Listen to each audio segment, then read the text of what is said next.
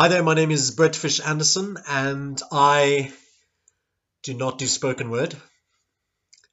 But if I did, it might sound something like this. I Don't Hate My Skin by Brett Fish.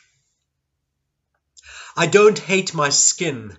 The thought seems quite ridiculous. How could I possibly hate something that's been so very good to me? I don't hate my white skin. I see it as a conduit for the work I know still needs to be done.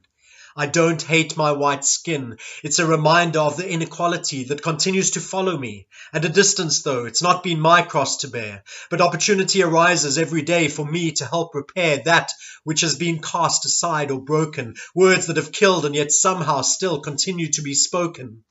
They say monkey see, monkey do, which is all right, I guess, as long as the ape isn't the suit that's being closely fitted around you.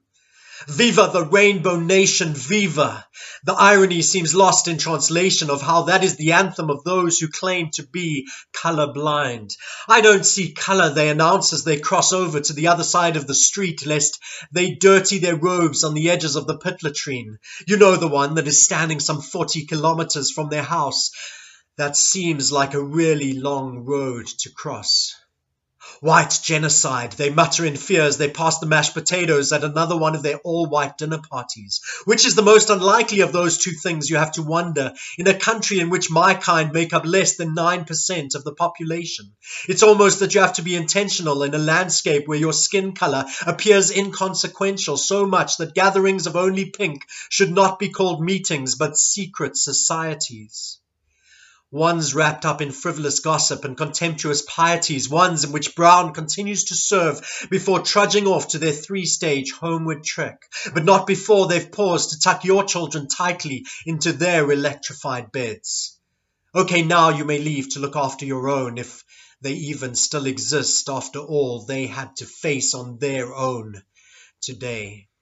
I don't hate my white skin, but it does cause me to double take on an almost daily basis. As aware of the privilege it carries, I still feel largely inadequate in being able to adequately use it to redress what has not passed me by, what has been available and conveniently attainable, the skills that have been trainable. You won't drive past me sitting on the side of the road with my laptop hanging from a nearby tree, imploring you to take pity on me and offer me a crust of last week's bread to grind out 1,000 words for you in exchange for my Uber fare back home. Neither will you see me there many hours later when you drive yourself back home, or to the gym, or to the restaurant, or to tonight's experience.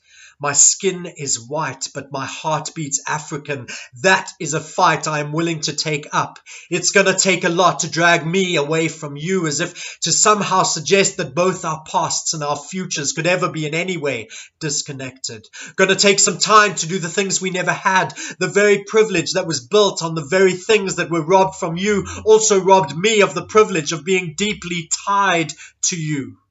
We cannot miss that the past stole from both of us.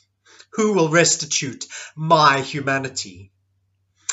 All of which makes me wonder if the very same bricks that we removed from the walls that kept us apart can somehow be strategically used to build the bridges between us. I don't hate my skin, but sometimes when I overhear how it speaks to you, when I catch a glimpse of how it looks down its nose at you, when I watch as it carefully removes the clicks from your name one by one, when I read the vitriolic hate it spews onto the internet, as if completely unaware that there is a human being on the other side staring back at a tear-stained screen, when I witness the whatness of whiteness, I don't hate my skin, but sometimes it does make me want to take a step back into the shadows and, like Peter, quietly whisper, I'm not with them.